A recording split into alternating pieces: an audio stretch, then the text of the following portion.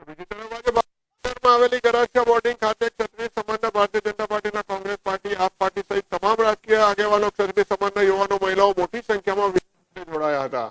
ભાવનગરની ગરાસિયા બોર્ડિંગ ખાતે પહેલા ક્ષત્રિય સમાજનું એક સભાના સ્વરૂપમાં સંમેલન યોજાયું હતું, જેની અંદર ભારતીય જનતા પાર્ટીના સિનિયર નેતા રાજેન્દ્રસિંહ રાણાએ પણ વક્તવ્ય આપ્યું હતું અને પુરુષોત્તમ રૂપાલાના નિવેદનથી પોતે ખૂબ જ દુઃખ વ્યક્ત કર્યું હતું। સાથે ક્ષત્રિય સમાજના યુવાનો મહિલાઓએ પણ પોતાનો એક સૂર સાથે મત રજૂ કર્યો હતો અને પુરુષોત્તમ રૂપાલાની ભારતીય જનતા પાર્ટીના આગેવાનો ટિકિટ રદ કરે તેવી ઉગ્ર માંગ કરી હતી।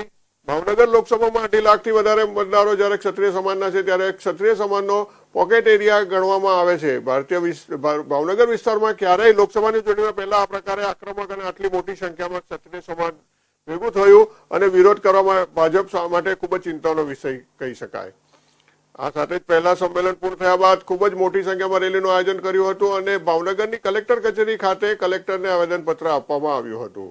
આ રેલીની અંદર ક્ષત્રિય સમાજના આગેવાનો ખૂબ જ મોટી સંખ્યામાં જોડાયા હતા અને કોઈ પણ પ્રકારના વિવાદ વગર શાંતિપૂર્ણ સંપૂર્ણ ડિસિપ્લિનમાં રહીને સભા અને રેલીનું આયોજન થયું હતું અને આક્રમકતા સાથે વિરોધ કર્યો હતો।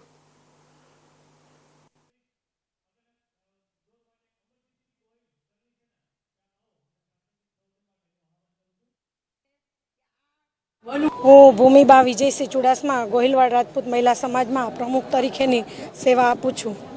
બેન, મંત્રી રૂપાલાએ જે ટિપ્પણી કરી છે રોટી અને બેટી બાબતે, મહિલા સમાજ ક્ષત્રિય સમાજ છે શું કહે?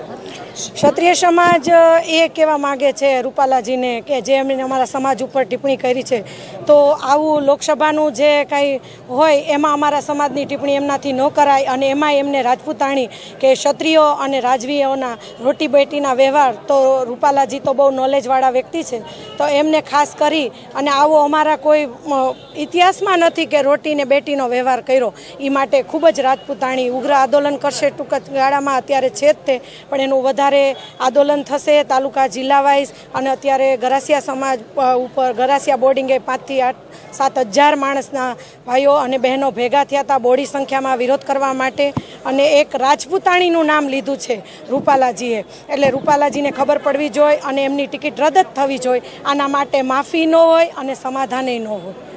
અમારો ક્ષત્રિય સમાજ, અમારો રાજપૂત સમાજ એ એવો સમાજ છે, ખાલી અમારા બેન દીકરીઓ નહીં, બીજા સમાજની બેન દીકરીઓ સામે પણ જો કોઈ આંગળી ચીંધે ને તો એની આંગળી કાપી નાખે અને કંઈ બોલે બકવાસ કરે તો એની જીભ કાપી નાખે, એવો અમારો ઇતિહાસ છે। બરોબર સાંભળજો હો। એટલે આ જે રૂપાલાજી બોલ્યા છે એમાં એમની ખાલી રાજકોટ પૂરતી ટિકિટ રદ ના થવી જોઈએ, પણ ગુજરાતમાં પણ ક્યાંય ટિકિટ ના મળવી જોઈએ એવો અમારો વિરોધ છે। અને અમારો રાજપૂત સમાજ તો છે જ, તમારા બીજા સભ્ય સમાજે પણ અમને ટેકો આપ્યો છે અને આવી જ રીતે દરેક સભ્ય સમાજે અમને ટેકો આપવો જોઈએ। જય માતાજી। પુરુષોત્તમ રૂપાલાનું જે અશોભનીય નિવેદન છે એને ક્ષત્રિય સમાજને કળનીશના વખોડે છે। હવે ભાજપને જોવાનું છે કે એને 70% ક્ષત્રિયોના મત જોઈએ છે કે રૂપાલા જોઈએ છે, આ બેમાંથી એક વસ્તુ મળશે એને।